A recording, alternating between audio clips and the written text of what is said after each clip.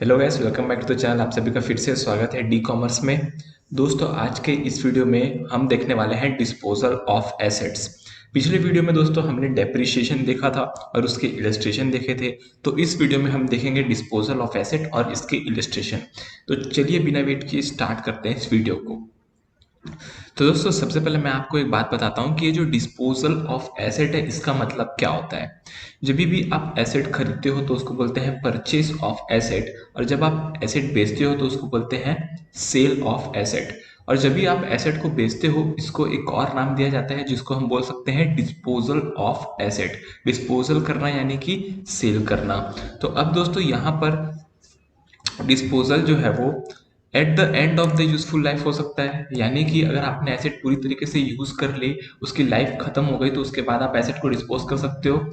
या फिर आपने यूजफुल लाइफ खत्म नहीं हुई लेकिन उसका उससे नया टेक्नोलॉजी वाला जो है मशीन आ गया, या उससे नया टेक्नोलॉजी वाला एसेट आ गया तो आपने इसको बेच दिया, तभी भी जो है डिस्पोजल हो सकता है। अब दोस्तों, डिस्पोजल ऑफ एसेट वाला कॉन्सेप्ट क्यों लाया गया है? देखो दोस्तों, होता क्या है कि जब भी आप एक एसेट अकाउंट बनाते हो टी फॉर्म में, तो एक साइड आता है एसेट जो आपने खरीदी वो, ठीक है।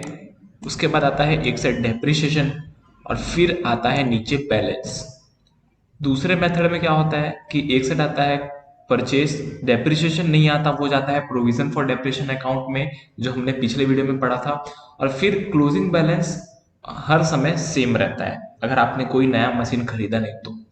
अब जब आप मशीन बेचते हो तो अब आप इसकी एंट्री कैसे करोगे, ये थोड़ा सा डिफिकल्ट हो जाता है। तो अगर आप प्रोविजन फॉर डेप्रिसिएशन अकाउंट जो है वो अलग बना रहे हो और आपका एसेट अकाउंट अलग बना रहे हो, अब आपने दोनों चीज अलग अलग बना ली। अब जब आप दोनों चीजों को अलग अलग बनाओगे तो आपको एक तीसरा अकाउंट बनाना पड़ेगा जहां पर ये सारा सेटलमेंट होगा। उस तीसरे अकाउंट को हम बोलते हैं डिस्पोजल ऑफ एसेट अकाउंट। अब दोस्तों, यहां पर जब भी आप कोई भी एसेट को सेल मारते हो, जब भी सेल करते हो, तो क्या एंट्री पास करते हो? कैश अकाउंट डेबिट या फिर bank account debit to to अगर आपने सेल्स कहा तो आप गलत हो, क्योंकि एसेट जब बिकता है तब एसेट का अकाउंट क्रिएट होता है, सेल्स का अकाउंट नहीं। जब आप सेल करते हो अपने गुड्स का, तभी वो सेल अकाउंट क्रेडिट होता है। तो यहाँ पर एसेट अकाउंट जो है वो क्रेडिट होता है जब भी आप सेल करते हो तब, ठीक है। अगर दोस्तों, अगर आपका बैलेंस जो है, जितना भी बैलेंस आपका एसेट अकाउंट में बच जाएगा, सिंपल टर्म्स में कि अगर आपका एक ही एसेट अकाउंट है और उसी में आपका डेप्रिसिएशन भी चार्ज होता है, तो आपका क्लोजिंग बैलेंस हर साल चेंज होता है। मान के चलो आपका क्लोजिंग बैलेंस 1 लाख है, तो अभी आपने उस मशीन को 80,000 में बेच दिया, तो आपको लॉस कितना हुआ? 20,000। तो अगर आपको प्रॉफिट या लॉस कुछ भी होता है तो उसकी एंट्री हम पास करते हैं। कैसे पास करेंगे? अगर प्रॉफिट होता है तो हमेशा प्रॉफिट एंड लॉस क्रेडिट होता है, तो assets account debit to profit and loss account. देखो, अब आपने यहाँ पर, मैं आपको समझाता हूँ, अगर ये आपका एसेट अकाउंट है, यहाँ पर आपका बैलेंस आ गया, ठीक है, यहाँ पर आपका डेप्रिसिएशन आ गया। अब आप जितने में बेच रहे हो वो किस साइड आएगा? आप इस साइड आएगा या इस साइड आएगा? देखो, आप जब बेचोगे तो bank account debit to asset account करोगे, तो एसेट अकाउंट के क्रेडिट साइड में आएगा बैंक अकाउंट, ठीक है। अब समझ लो, यहां पर जो था वो था 1 लाख, यहां पर हो गया आपका डेप्रिसिएशन लग गया 10,000, आपने मशीन को बेच दिया 80,000 में, तो अभी आपका जो बैलेंस बच गया, कितना बैलेंस बच गया? 10,000 का। वो बैलेंस कहाँ जाएगा? वो बैलेंस कहाँ जाएगा? वो बैलेंस जाएगा प्रॉफिट एंड लॉस अकाउंट में। तो यहाँ पर प्रॉफिट एंड लॉस अकाउंट में वो बैलेंस जाएगा। अगर इस सेट आया तो वो आपका लॉस है। क्यों लॉस है? 1 लाख का मशीन, 10,000 का डेप्रिसिएशन, तो मशीन की वैल्यू हो गई 90,000, और आपने बेचा 80,000 में, तो यहाँ जो 10 बचा वो आपका लॉस हो गया। तो अभी ये लॉस की एंट्री होगी profit and loss debit to asset. तभी तो एसेट के क्रेडिट साइड में आएगा ना, क्योंकि एसेट क्रेडिट हुआ है। तो किस वजह से क्रेडिट हुआ है? प्रॉफिट एंड लॉस की वजह से। तो यहाँ पर आएगा प्रॉफिट एंड लॉस अकाउंट। ठीक उल्टा अगर मैं करता, यहाँ पर अगर मैं 30 का डेप्रिसिएशन लगाता तो 8 9 10 11 110 इधर हो जाता, तो 10 यहाँ आ जाता, तो ये आपका यहाँ पर प्रॉफिट एंड लॉस में ये वाली एंट्री पास करते। ठीक है, आई होप आपको ये समझ आया हो। नहीं आया है तो कोई दिक्कत नहीं है, अभी हम जो क्वेश्चन करेंगे उससे आपको अच्छी अंडरस्टैंडिंग मिलेगी। अब दोस्तों यहाँ पर एक एग्जाम्पल दिया गया है जहां पर 4 लाख का व्हीकल है, 4 साल के बाद 40,000 रुपए मिलेंगे, यानी कि 4 साल इसकी एस्टिमेटेड लाइफ हो गई और 40,000 इसका एस्टिमेटेड सेल्वेज वैल्यू हो गया। अभी यहाँ पर लिखा है स्ट्रेट लाइन बेसिस पे डेप्रिसिएशन करना है और फिर हमें ये बताना है कि आखिरी में 50,000 रुपीज में ये मशीन बिक गया। तो अभी आप मेरे को बताइए कि ये देख के आपको क्या लगता है? आपने डेप्रिसिएशन चार्ज किस हिसाब से किया होगा? आपने डेप्रिसिएशन चार्ज ये सोच के किया होगा कि मेरा 40,000 रुपये बचेगा, ठीक है, लेकिन आपका बच गया 50,000 रुपये, आपको मिल गया, तो आपका 10,000 रुपये का नेट प्रॉफिट होगा। कैसे होगा आइए देखते हैं। सबसे पहले यहाँ पर दो ऑप्शन दिए हैं, depreciation is charge to the asset account. हमको पता है कि डेप्रिसिएशन दो तरीके से चार्ज होता है। पहला, हम चाहे तो एसेट अकाउंट में डेप्रिसिएशन चार्ज कर सकते हैं, और दूसरा हम चाहे तो प्रोविजन फॉर डेप्रिसिएशन अकाउंट बनाकर भी डेप्रिसिएशन चार्ज कर सकते हैं। ये दोनों चीजें मैंने आपको पिछले वीडियो में बताई थी, अगर आपने ध्यान से नहीं देखी तो प्लीज वापस जाइए और उस वीडियो को देखकर आइए। अब दोस्तों यहाँ पर अगर डेप्रिसिएशन एसेट अकाउंट में ही चार्ज होता है तो हम सबसे पहले एसेट अकाउंट बनाएंगे, यानी कि व्हीकल का अकाउंट। फिर यहाँ पर एंट्री डालेंगे फर्स्ट ईयर बैंक, 4 लाख रुपए का हमने मशीन खरीदा। अब 4 लाख माइनस कर देंगे 40,000 और डिवाइड बाय कर देंगे 4। तो 4 लाख माइनस 40,000 आपका आ गया 3,60,000, डिवाइड बाय 4 करेंगे तो आएगा आपका 90,000। तो डेप्रिसिएशन आ गया 90,000 फर्स्ट ईयर का। फिर ये आ गया फर्स्ट ईयर का बैलेंस 3,10,000। फिर इस 3,10,000 को हमने वापस से ओपनिंग बैलेंस बनाया, फिर हमने 90,000 लगाया, फिर 220 आ गया। फिर हमने थर्ड ईयर में 220 का ओपनिंग बैलेंस लिया, फिर 90,000 डेप्रिसिएशन लगाया और फिर 130 आ गया। फिर हमने 130 यहां पर लिया, फिर हमने डेप्रिसिएशन लगाया, और अब यहां पर दोस्तों इस साल में ये जो है ये 90 होगा, ये गलत लिखा हुआ है यहाँ पर, ये 99 नहीं होगा, 90 होगा। अब इस साल जो है आप मशीन को बेच रहे हो 50,000 में, तो जब बेचते हैं तब क्या एंट्री मारते हैं? Bank account debit to vehicle account. तो यहाँ पर व्हीकल अकाउंट के क्रेडिट साइड में आएगा बैंक 50,000 आ गया। अब आपका मशीन तो हो गया खत्म, यानी कि आपको जो ये व्हीकल अकाउंट है इसको करना होगा क्लोज। तो अब आप इस अकाउंट को क्लोज कैसे करोगे? जितना भी बैलेंस बचा है वो बैलेंस आप डाल दोगे प्रॉफिट एंड लॉस अकाउंट में, तो आपका ये अकाउंट क्लोज हो जाएगा। तो अभी देखो 90 प्लस 50 140 और इधर आ रहा है 130, यानी कि इधर अपने को 10,000 रुपीज का बैलेंस बच रहा है, जिसको हम डाल देंगे प्रॉफिट एंड लॉस अकाउंट, और ये हो गया हमारा प्रॉफिट 10,000 रुपीज का। जो मैंने आपको क्वेश्चन के स्टार्टिंग में बताया था 10,000, वो यहाँ पर बच गया है। ठीक है, अब जब हम प्रोविजन फॉर डेप्रिसिएशन अकाउंट बनाएंगे, जब प्रोविजन फॉर डेप्रिसिएशन अकाउंट हम बनाएंगे तो हमारे व्हीकल अकाउंट का बैलेंस चेंज नहीं होगा। First year 4 lakh, second year 4 lakh, third year 4 lakh और फोर्थ ईयर 4 लाख। अब अगर हम 4 साल का डेप्रिसिएशन लगाए तो पहले साल का 90,000, दूसरे साल का 90,000 मिला के हो गया 180, फिर 90,000 मिला के हो गया 270, फिर 90,000 मिला के हो गया 360। तो ये आपका 3,60,000 रुपीज जो है वो आ गया आपका बैलेंस, और इस प्रोविजन को हम ट्रांसफर कर देंगे एसेट अकाउंट में। क्यों एसेट अकाउंट में ट्रांसफर करेंगे? क्योंकि एसेट अकाउंट में डेप्रिसिएशन नहीं लगा है और हमें उस अकाउंट को क्लोज करना है, तो हमें प्रॉफिट एंड लॉस कैसे पता चलेगा? तो ये दूसरा कॉन्सेप्ट होता है। पहला, आप मशीन अकाउंट में ही सब कुछ कर रहे हो, सब तामझाम वही कर रहे हो। दूसरा, आप खाली मशीन अकाउंट में मशीन का बैलेंस जो है वो सेम रख रहे हो, प्रोविजन फॉर डेप्रिसिएशन अलग बना रहे हो। तो जब आप प्रोविजन फॉर डेप्रिसिएशन अलग बनाते हो ना, तो प्रोविजन फॉर डेप्रिसिएशन का जो बैलेंस बचता है, बैलेंस जो एक्यूमुलेट हो जाता है, जब आप मशीन बेचते हो तो वो सारा बैलेंस मशीन अकाउंट में ट्रांसफर हो जाता है। तो अभी देखिए, ये 3,60,000 को मशीन अकाउंट में ट्रांसफर कर दिया गया है। तो आइए मशीन अकाउंट में देखते हैं कि 3,60,000 आया कि नहीं। यहाँ पर देखिए 3,60,000 रुपए आ गया है। अब हमने मशीन कितने में बेचा? 50,000 में। बैंक की एंट्री मार दिए हम 50,000। तो फिर से हमारा जो बैलेंसिंग फिगर आएगा वो आएगा 10,000, जो कि हमारा प्रॉफिट होगा।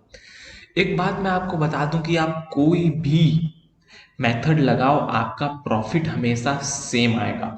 चाहे आप उसको मशीन अकाउंट में लेकर बनाओ, चाहे आप उसको अलग से प्रोविजन फॉर डेप्रिसिएशन अकाउंट में लेकर बनाओ, या फिर चाहे आप एसेट फॉर डिस्पोजल अकाउंट में बनाओ, तो हर जगह आपका प्रॉफिट 10,000 ही आएगा।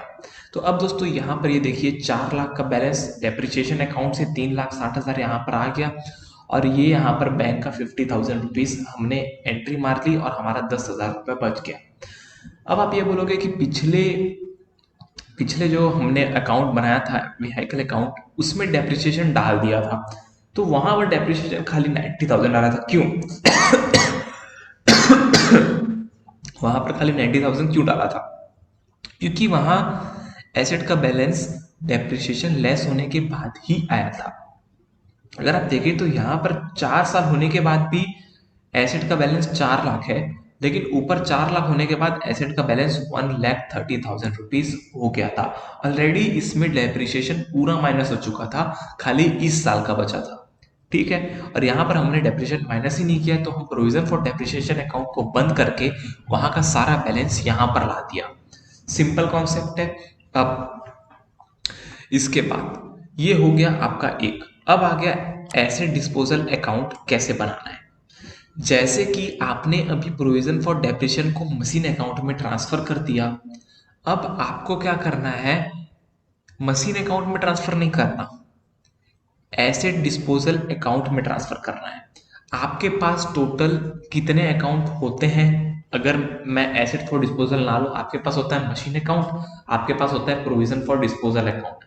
ये दोनों अकाउंट को आपको बंद करना है। आप क्या करते हो? प्रोविजन फॉर डिस्पोजल का बैलेंस जो है वो मशीनरी अकाउंट में डाल देते हो, तो provision for disposal account, provision for depreciation account बंद हो जाता है। जब आपका एसेट अकाउंट बच जाता है तो आप क्या करते हो? उसका जो भी बैलेंसिंग फिगर रहता है वो प्रॉफिट लॉस में डालते हो, तो आपका एसेट अकाउंट भी बंद हो जाता है।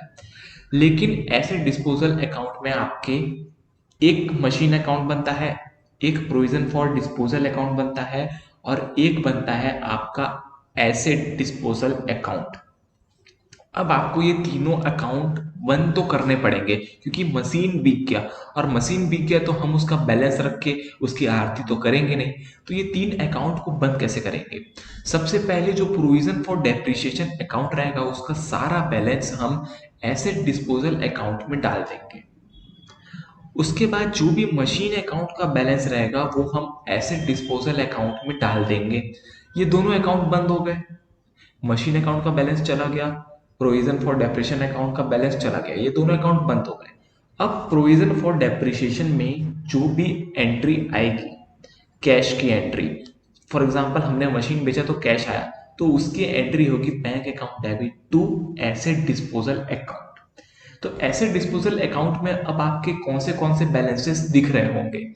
सबसे पहले दिख रहा होगा आपका प्रोविजन फॉर डेप्रिसिएशन वाला यहाँ पर बैलेंस, उसके बाद दिख रहा होगा आपका एसेट वाला बैलेंस, और उसके बाद दिख रहा होगा कैश की एंट्री। तो अभी कैश की एंट्री हो गई, मशीन की एंट्री हो गई, डेप्रिसिएशन की एंट्री होगी, तो जो भी बैलेंसिंग फिगर आएगा वो हो जाएगा प्रॉफिट एंड लॉस। तो आइए देखते हैं यहाँ पर कि एंट्री क्या क्या पास होती है। सबसे पहले जो भी एसेट अकाउंट का बैलेंस रहता है वो तो डेबिट बैलेंस रहता है, उसको हमें एसेट डिस्पोजल में ले जाना है। तो एंट्री क्या मारेंगे? एसेट को कर देंगे क्रेडिट, और एसेट डिस्पोजल अकाउंट को कर देंगे डेबिट। तो asset disposal account debit to asset हो जाएगा यहाँ पर सबसे पहला।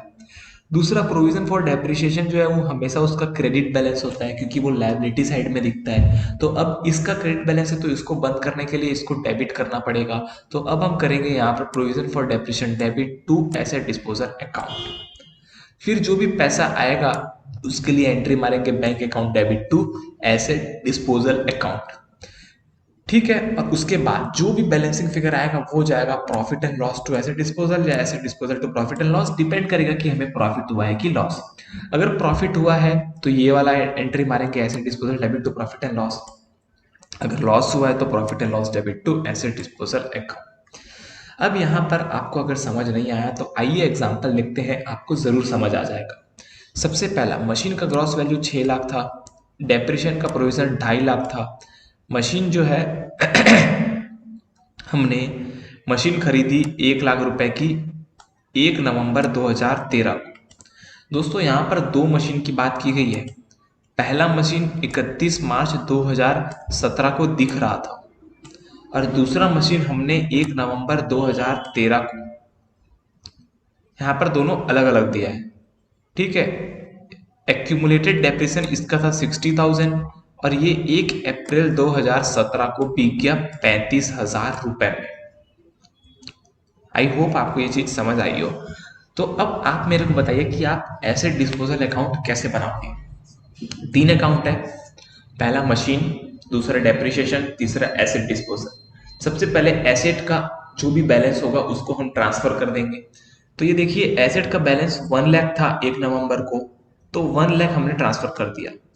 अब यहाँ पर 1 लाख ही क्यों, वो तो 1 नवंबर 2013 का बैलेंस है, इसीलिए क्योंकि जब प्रोविजन फॉर डेप्रिसिएशन अकाउंट हम बनाते हैं ना, तो आपको पता होगा कि मशीन की वैल्यू जो है वो चेंज नहीं होती है। तो यहाँ पर मशीन की वैल्यू 1 लाख रुपए आ गई। उसके बाद दूसरा जो है प्रोविजन फॉर डेप्रिसिएशन अकाउंट का बैलेंस ट्रांसफर होगा, कितना, 60,000, तो हमने 60,000 रुपीज भी ट्रांसफर कर दिया। तीसरा जो भी बैंक में पैसा आया होगा, 35,000 रुपीज में मशीन बिका है, तो 35,000 रुपीज यहाँ पर आ गया। अब यहाँ पर जितना भी बैलेंसिंग फिगर आएगा वो होगा आपका प्रॉफिट एंड लॉस। तो ये देखिए 5,000 प्रॉफिट एंड लॉस आपका आ गया। सिंपल है, कोई भी इसमें आपको दिमाग नहीं लगाना है, जैसा मैंने बताया है वैसा ही करना है। ठीक है, अब इसके बाद अगर आप मशीन अकाउंट बनाना चाहो तो बहुत ईजी है। 6 लाख का बैलेंस था, यहाँ पर देखिए ये रहा 6 लाख का बैलेंस। 6 लाख में से 1 लाख हमने बेच दिया एसेट डिस्पोजल में, तो यहाँ पर आ गया मशीन डिस्पोजल में 1 लाख भेज दिया और जो बच गया वो आ गया आपका 5 लाख रुपए। कहानी खत्म। यही चीज अगर आप वर्किंग नोट में कैलकुलेट करो तो 1 लाख का मशीन था, 60,000 का डेप्रिसिएशन था, तो 40,000 इसकी वैल्यू बच गई और ये मशीन बिका 35,000 में, तो इसको 5,000 रुपए का लॉस हो गया। ये आप कैलकुलेशन पहले वर्किंग नोट बनाकर उसके बाद भी आप लेजर अकाउंट बना सकते हो, कोई भी दिक्कत इसमें आपको नहीं होगी, क्योंकि वर्किंग नोट बनाने के बाद आपको ये आइडिया आ जाएगा कि क्या आपका एसेट फॉर डिस्पोजल का जो बैलेंस है वो सही आ रहा है या नहीं। तो ये आप कर सकते हो। ठीक है, जितनी भी मशीन की वैल्यू है माइनस डेप्रिसिएशन, जितनी वैल्यू बची उसमें से माइनस कर देंगे जितना पैसा आया, और फिर आ जाएगा आपका लॉस या प्रॉफिट। अगर ये फिगर माइनस में आता है तो प्रॉफिट है, अगर ये फिगर पॉजिटिव आता है तो लॉस है। क्यों? क्योंकि 40,000 जो है बैलेंस है और 35,000 हमें कैश मिल रहा है, 40,000 के बदले 35,000 मिल रहा है तो लॉस ही हुआ ना भाई, तो वो लॉस हो जाता है। अब आते हैं हम इलस्ट्रेशन नंबर 6 में। ठीक है, यहाँ पर दोस्तों मैंने आपको एसेट डिस्पोजल के सारे कॉन्सेप्ट्स बता दिए हैं। सबसे पहला, खाली एसेट अकाउंट बनता है और कोई अकाउंट नहीं बनता, सारे तामझाम एसेट अकाउंट के अंदर होते हैं। दूसरा, जहां पर 2 अकाउंट बनता है, एक बनता है एसेट अकाउंट, एक बनता है provision for depreciation account. Provision for depreciation account को क्लोज करके हम ले जाते हैं एसेट अकाउंट में और सारा तामझाम एसेट अकाउंट में करते हैं। तीसरा, 3 अकाउंट बनते हैं। पहला एसेट का अकाउंट जो कि ट्रांसफर हो जाता है एसेट डिस्पोजल में, दूसरा डेप्रिसिएशन का अकाउंट जो ट्रांसफर हो जाता है एसेट डिस्पोजल में, तीसरा एसेट डिस्पोजल में आ जाती है बैंक की एंट्री, और फिर जितना भी बैलेंस बचे रहता है उसको क्लोज करने के लिए हम डाल देते हैं प्रॉफिट एंड लॉस अकाउंट में। तो ये 3 कॉन्सेप्ट आपको ध्यान में लेकर चलने हैं। आई होप आपको समझ आए हो, और हाँ समझ आए हो तो वीडियो को लाइक करिए और शेयर करिए। अब आते हैं इलस्ट्रेशन नंबर 6 में। On 1st January 2015, Khosla transport company purchase 5 truck 20,000 each. Depreciation has been provided at the rate of 10% per annum using straight line method and accumulated in provision for depreciation account। यानी कि ये question कौन से method से बनेगा? Provision for depreciation account यहाँ पर अलग बनेगा और एसेट अकाउंट अलग बनेगा। यानी कि फर्स्ट वाला ऑप्शन तो कट गया, खाली एसेट अकाउंट नहीं बनेगा, इसमें दो अकाउंट बनेंगे। अब देखना ही है कि क्या क्वेश्चन हमको एसेट डिस्पोजल अकाउंट बनाने बोल रहा है कि नहीं बोल रहा है। अगर बोल रहा होगा तो 3 अकाउंट बनेंगे, अगर नहीं बोल रहा होगा तो प्रोविजन फॉर डेप्रिसिएशन को एसेट में ट्रांसफर करेंगे और फिर एसेट में सारा काम हम करेंगे। ठीक है। अब 1 जनवरी 2016 यानी कि 1 साल बाद एक ट्रक हमने बेचा 15,000 रुपए में। फिर 1 जुलाई 2017 हमने एक नया ट्रक खरीदा 20,000 में।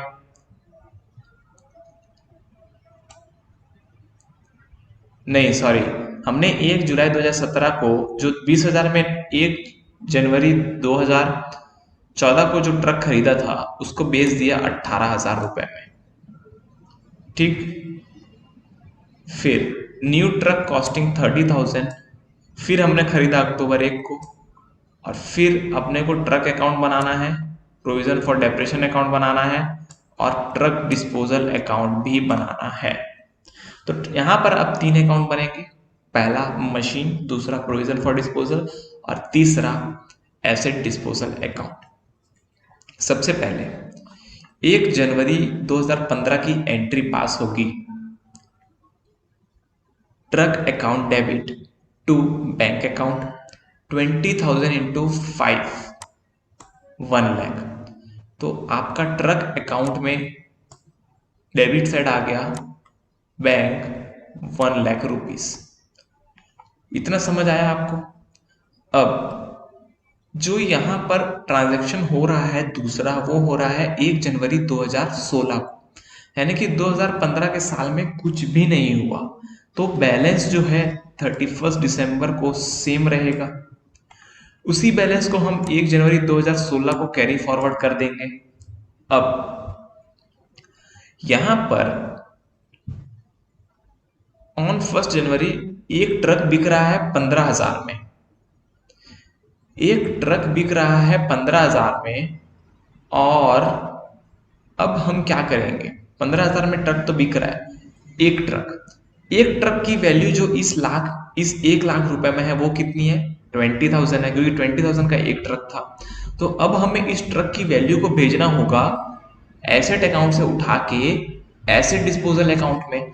तो हम डालेंगे एसेट ट्रक डिस्पोजल अकाउंट में 20,000।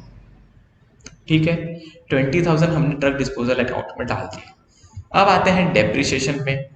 तो 1 लाख का डेप्रिसिएशन कितना आएगा पहले साल का? ये देखिए, प्रोविजन फॉर डेप्रिसिएशन अकाउंट, पहले साल का डेप्रिसिएशन आ गया 10,000। कैसे आया? वर्किंग नोट में देख लेते हैं। Calculation of amount of depreciation, 1 lakh का ट्रक था टोटल, उसमें 10% लगा तो 10,000 आ गया। तो ये 10,000 आ गया। फिर ये 10,000 में 10,000 का जो बैलेंस है वो यहाँ पर आ गया नीचे। ठीक है। अब दोस्तों यहाँ पर ये 10,000 के बैलेंस में से यहाँ तो 5 ट्रक का डेप्रिसिएशन लगा हुआ है, हमें खाली एक ट्रक का डेप्रिसिएशन को ट्रांसफर करना है एसेट डिस्पोजल अकाउंट में। तो अगर 5 ट्रक का डेप्रिसिएशन है, एक ट्रक की वैल्यू कितनी थी? 20,000। तो 20,000 का 10% 2,000 रुपए एक ट्रक का डेप्रिसिएशन आ गया। तो उस डेप्रिसिएशन को हम कहाँ डालेंगे? Asset disposal account. तो ये चला गया आपका एसेट डिस्पोजल अकाउंट में 2,000 रुपए डेप्रिसिएशन का। तो ये डेप्रिसिएशन का एसेट डिस्पोजल अकाउंट में चला गया। आइए एसेट डिस्पोजल अकाउंट देखते हैं।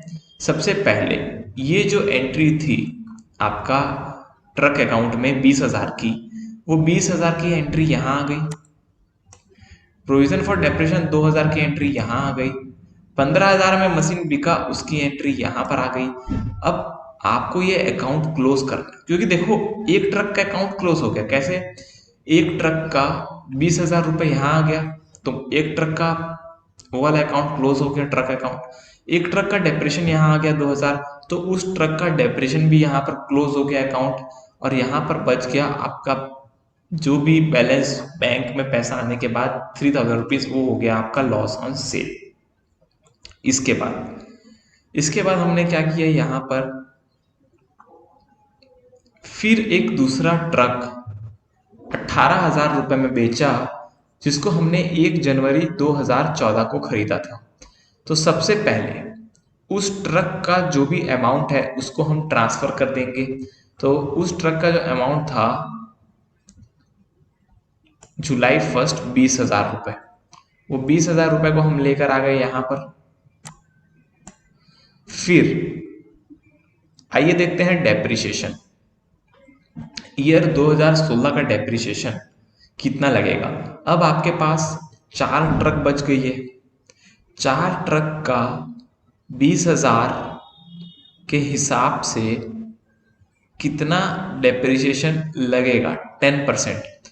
तो 4 ट्रक का 20,000 तो एक ट्रक का 2,000 है ना। 20,000 इंटू 10%, 2,000 इंटू 4 ट्रक्स आपका आ गया 8,000 रुपीज सेकेंड ईयर का डेप्रिसिएशन। फिर आपको थर्ड ईयर का डेप्रिसिएशन निकालना है। तो जो थर्ड ईयर का डेप्रिसिएशन है उसमें हम अलग अलग डिवाइड करेंगे। कैसे डिवाइड करेंगे, अब हमारे पास बच गई है, टोटल ट्रक बच गई थी 4, उसमें से हम एक ट्रक को बेच दे रहे हैं जुलाई में, है ना। यानी कि 6 मंथ यूज कर रहे हैं हम, जनवरी फरवरी मार्च अप्रैल मई जून। जून में हम उस ट्रक को बेच दे रहे हैं। कब बेच रहे हैं उस ट्रक को, हम बेच रहे हैं उस ट्रक को जुलाई 1 को, यानी कि 6 महीने के बाद। तो उस ट्रक में खाली 6 महीने का डेप्रिसिएशन लगेगा। तो 20,000 का 6 महीने का डेप्रिसिएशन ये रहा, ये आ गया आपका 1,000 रुपए। ठीक है, तो अभी आपका 1,000 रुपए ये आ गया। ठीक है, कोई दिक्कत नहीं। अब कितनी ट्रक बच गई, 3 ट्रक बच गई। 3 ट्रक का कितना डेप्रिसिएशन आएगा, 20,000 इंटू 10%, 2,000 इंटू 3, 6,000। तो ये आ गया 6,000 रुपीज उसका डेप्रिसिएशन। और उसके बाद हमने एक नई ट्रक खरीदी। ये देखिए, एक नई ट्रक हमने खरीदी है अक्टूबर 1 को। तो अक्टूबर नवंबर दिसंबर 3 महीने का डेप्रिसिएशन और लगेगा 20,000 का। तो ये 20,000 का 3 महीने का डेप्रिसिएशन और आ गया, सॉरी 30,000 का। हमने ट्रक 30,000 में खरीदी होगी ना, हाँ 30,000 में खरीदी है। ये देखिए 30,000 रुपीज।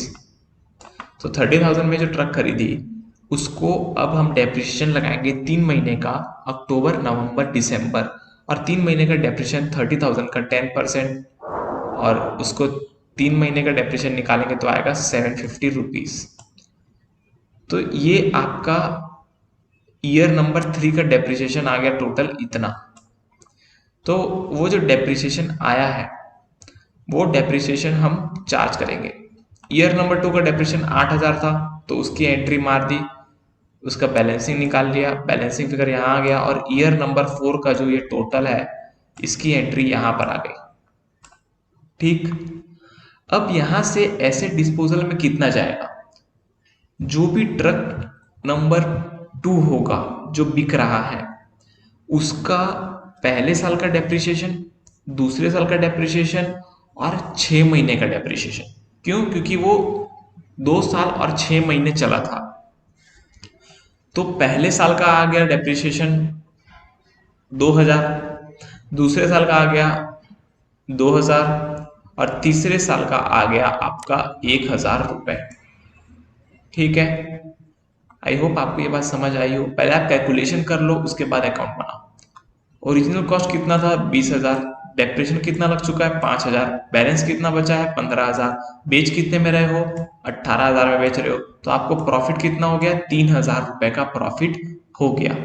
ठीक है दोस्तों, अब दोस्तों यहाँ पर हम सबसे पहले ये 20,000 एसेट डिस्पोजल में भेजेंगे, फिर ये 5,000 एसेट डिस्पोजल में भेजेंगे, फिर ये 18,000 एसेट डिस्पोजल में भेजेंगे, और फिर जो भी बच जाएगा वो आपका होगा यहाँ पर प्रॉफिट ऑन सेल। आइए देखते हैं, एसेट डिस्पोजल अकाउंट को देखते हैं।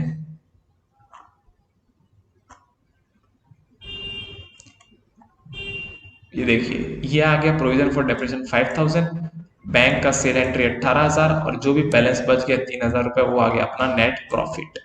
आई होप आपको ये चीज समझ आई हो,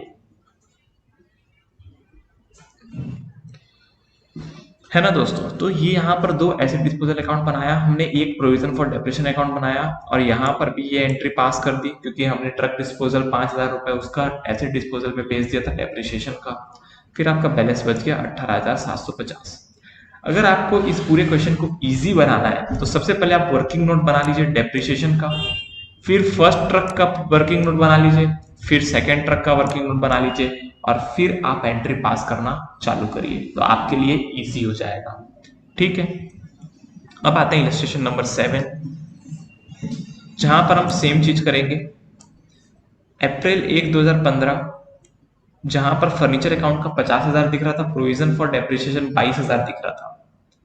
ऑन अक्टूबर 1 2015 यानी कि अप्रैल मई जून जुलाई अगस्त सितंबर 6 महीने के बाद a part of the furniture for rupees 20,000 in 1st April 2011 was sold for 5,000। जो 20,000 रुपए में हमने 1 अप्रैल 2011 को एक फर्नीचर खरीदा था उसको हमने 5,000 में बेच दिया और उसी दिन एक नया फर्नीचर लेके आए 25,000 रुपए का। Depreciation 10% on original cost of the asset, no depreciation was charged in the year of sale। ठीक है, प्रिपेयर फर्नीचर अकाउंट। अब सबसे पहले हम वर्किंग नोट बना लेंगे, उसके बाद एंट्री पास करना चालू करेंगे। तो फर्नीचर जो था पहले कितने का था, 20,000 का, बेचा कितने में, 5,000। लेकिन दोस्तों उस फर्नीचर की वैल्यू डेप्रिसिएशन लगने के बाद कितनी बची होगी पहले ये निकालना पड़ेगा। आइए देखते हैं। फर्नीचर का वैल्यू 1/10/2015 को था 20,000, फिर 2011 से लेकर 1/4/2011 से लेकर 31/4/2015,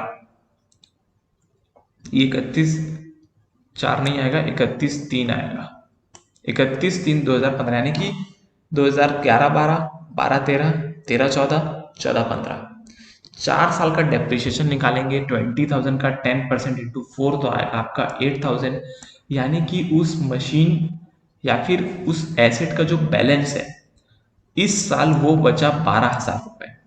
और इस साल हमें और डेप्रिसिएशन लगाना चाहिए क्योंकि हमने 6 महीना यूज किया है, लेकिन क्वेश्चन में दिया हुआ है कि no depreciation should be provided in the year of sale, तो हम कोई भी डेप्रिसिएशन नहीं लगाएंगे, सीधा 5,000 यहाँ पर माइनस कर देंगे क्योंकि 5,000 में हमने बेचा और हमारा जो भी लॉस आएगा वो आएगा यहाँ पर 7,000 रुपीज।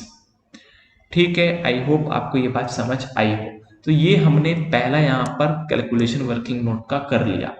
उसके बाद दूसरा कैलकुलेशन अगर मैं आपको बताऊं कि डेप्रिसिएशन का कैलकुलेशन होगा दूसरा, ये दूसरा पॉइंट नहीं है, ये दूसरा पॉइंट है। डेप्रिसिएशन का कैलकुलेशन कैसे होगा, जब पहले साल में 20,000 का माल बिक चुका है तो 50,000 माइनस 20,000, 30,000 का फर्नीचर का डेप्रिसिएशन 10% के हिसाब से 3,000 आ गया। और हमने एक नया फर्नीचर खरीदा 25,000 का जो कि हमने 6 महीने के लिए यूज किया, तो 6 महीने के लिए 25,000 का 10% आ गया 1250, तो डेप्रिसिएशन आ गया 4250। अब हम इसकी एंट्री पास करेंगे। सबसे पहले फर्नीचर अकाउंट का बैलेंस जो था 50,000 आ गया यहाँ पर, फिर हमने बैंक में हमारे 5,000 आया एसेट को बेचकर। प्रोविजन फॉर डेप्रिसिएशन जो है वो 8,000 आ गया। कहाँ से आया 8,000, ये देखिए हमने यहाँ वर्किंग नोट में निकाला था 8,000 वो वाला, और इसी 8,000 को हम प्रोविजन फॉर डेप्रिसिएशन अकाउंट से भी लेकर जाएंगे क्योंकि 2 बार एंट्री होती है ना, क्रॉस एंट्री। फिर यहाँ पर आपका जो भी प्रॉफिट लॉस आया उसको हमने यहाँ पर डाल दिया, क्योंकि एसेट फॉर डिस्पोजल अकाउंट नहीं बनाना है तो सारी चीजें एसेट अकाउंट में ही होगी, तो सारी चीजें फर्नीचर अकाउंट में ही हो रही है। तो अब यहाँ पर 7,000 रुपीज का डेप्रिसिएशन आ गया और इसके बाद जो भी बैलेंस बच गया वो बच गया 55,000 रुपीज। प्रोविजन फॉर डेप्रिसिएशन में हमने डेप्रिसिएशन जो कैलकुलेट किया था 4250, उसकी एंट्री पास करेंगे 4250 और फिर आ जाएगा आपका closing balance.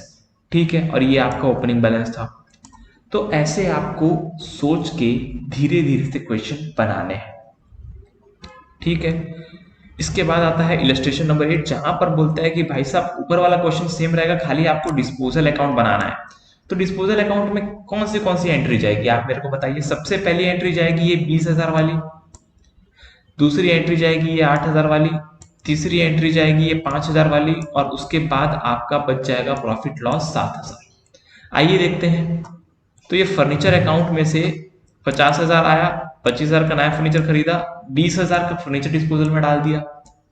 Provision for depression में से 8,000 का फर्नीचर फॉर डिस्पोजल में डाल दिया, और आपका फर्नीचर फॉर डिस्पोजल में आ गया 20,000, 8,000, 5,000 और 7,000 आपका balancing figure profit and loss account.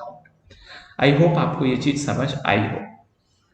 इसके बाद आता है इलस्ट्रेशन नंबर 9।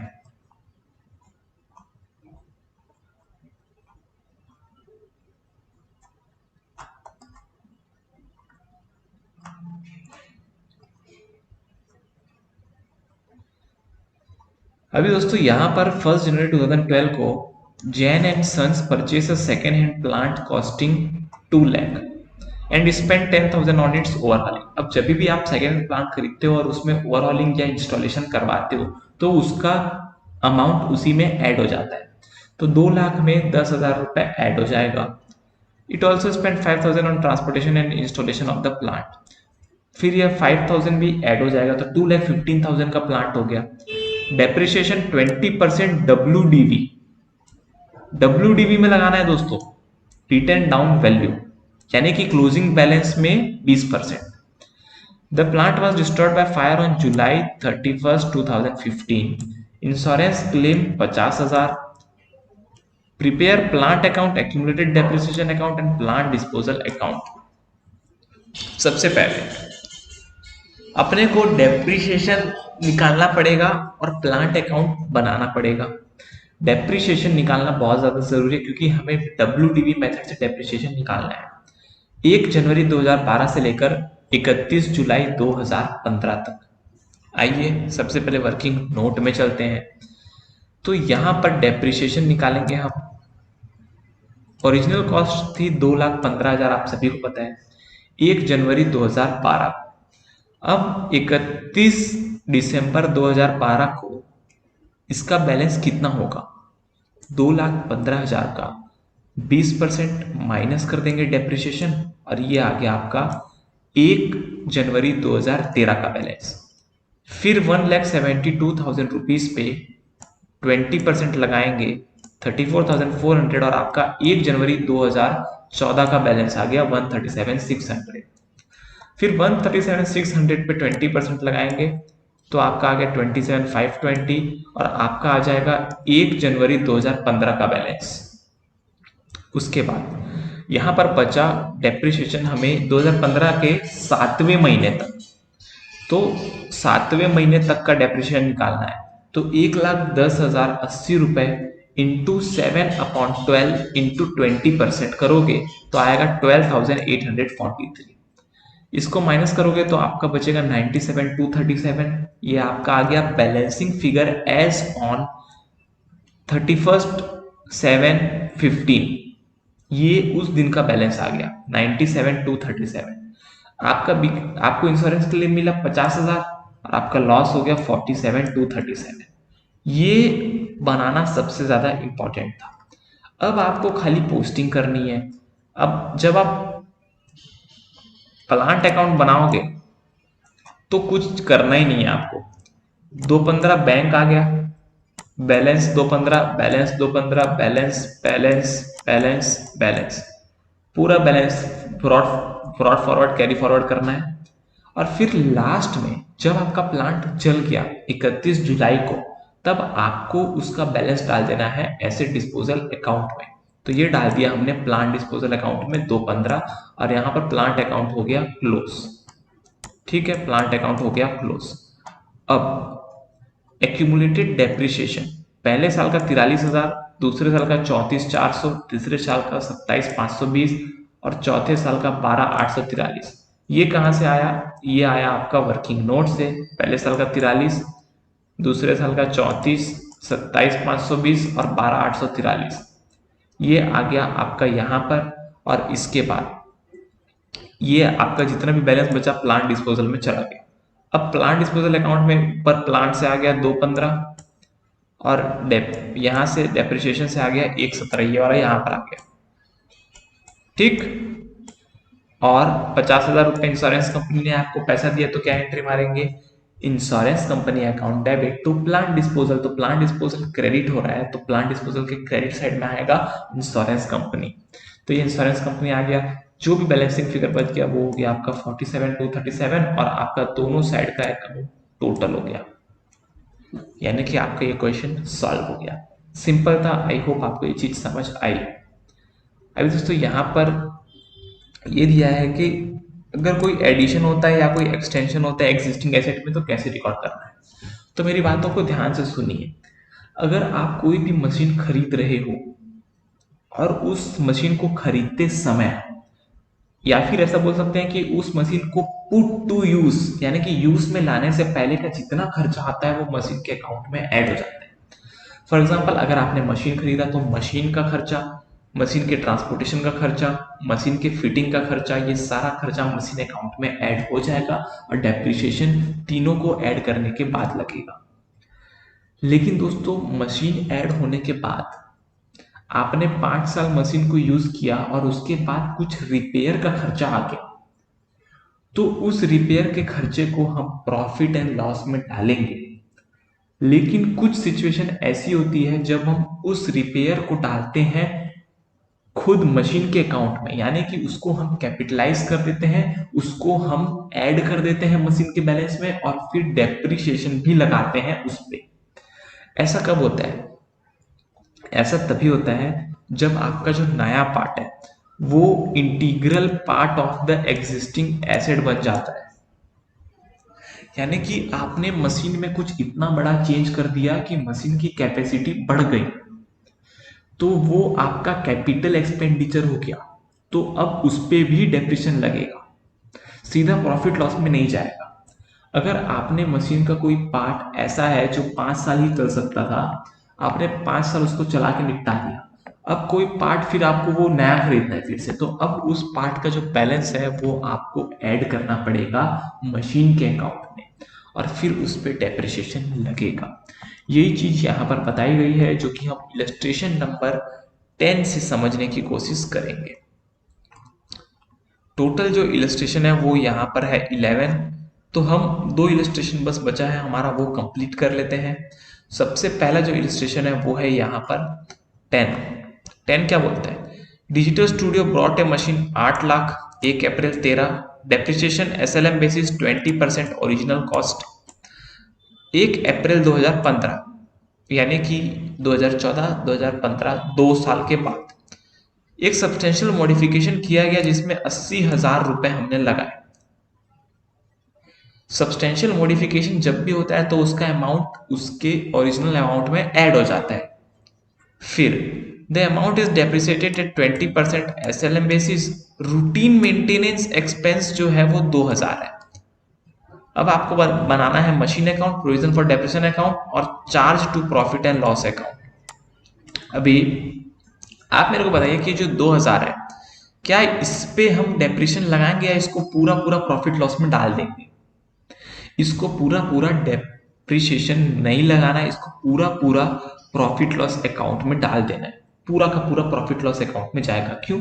क्योंकि ये रूटीन मेंटेनेंस एक्सपेंस है, इससे हमारे मशीन की कैपेसिटी नहीं बढ़ी, नहीं हमारी मशीन की कैपेसिटी कुछ चेंज हुई है, तो यहाँ पर ये जो 2,000 रुपीज है इसको हम प्रॉफिट लॉस में डाल देंगे। अब हम निकालेंगे डेप्रिसिएशन 20% ऑन ओरिजिनल कॉस्ट, तो 8 लाख का 20% 1 साल के लिए कितना आता है? आइए इसके वर्किंग नोट में चलते हैं।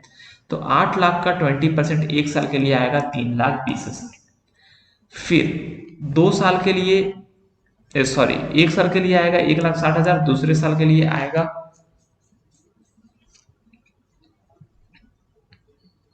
अच्छा ये 2 साल का डेप्रिसिएशन दिया है, 2 साल का डेप्रिसिएशन आ गया 3,20,000 इंटू 2 कर दिया आपने डेप्रिसिएशन को। कैसे निकाला depreciation? 8 lakh into 20% into 2 years 3,20,000। फिर आपका ये डेप्रिसिएशन लग गया।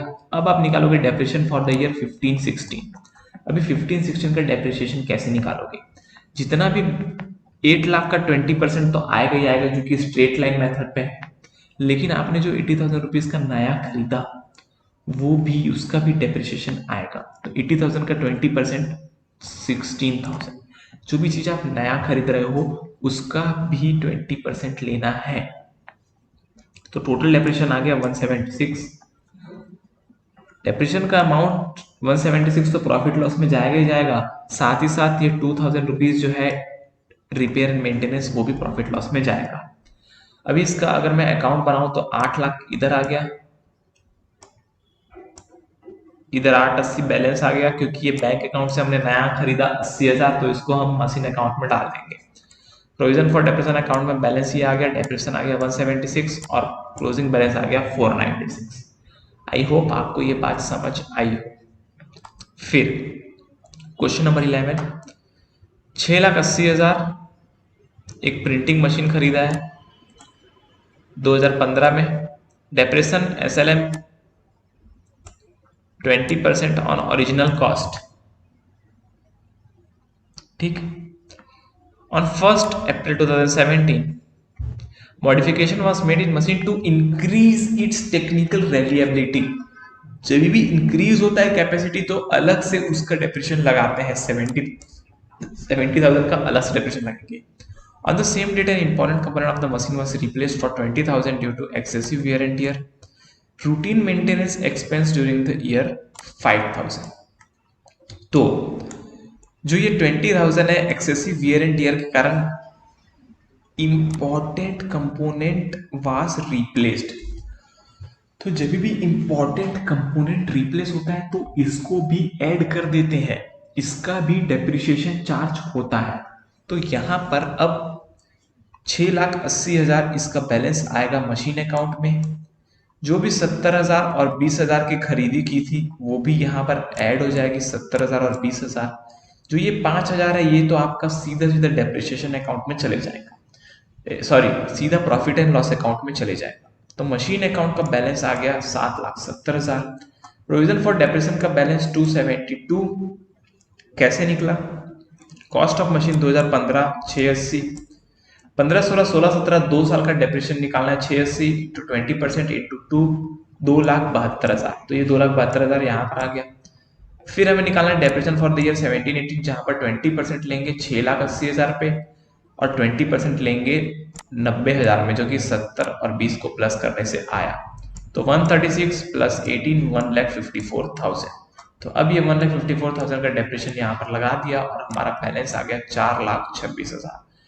तो यहाँ पर दोस्तों हमारा खत्म होता है एसेट डिस्पोजल।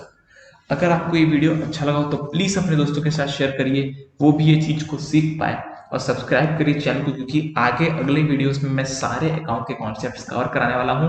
अभी तक हमने चैप्टर 1 2 3 4 5 6 कर लिया है, 7th का आधा कर लिया है। 7th में खाली प्रोविजन एंड रिजर्व बचा हुआ है, उसको हम करेंगे और उसके बाद करेंगे उसके क्वेश्चंस। सारे क्वेश्चंस हम करते हैं, तो आप चैनल को सब्सक्राइब कर लीजिए। आज के लिए इतना ही। जय हिंद, वंदे मातरम।